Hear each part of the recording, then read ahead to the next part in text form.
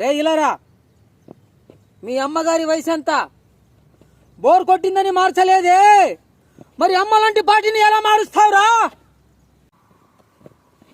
పదవిలోకి వచ్చేదాకా జనం మనం మనం జనం అని కూసే మీ నాలుక నరం పదవిలోకి రాగానే నరం మారి స్వరం మారి మనం వేరు జనం వేరు జనమే లేరు అనే రంగులు మార్చే మాటల బేరం ఇక సాగదు.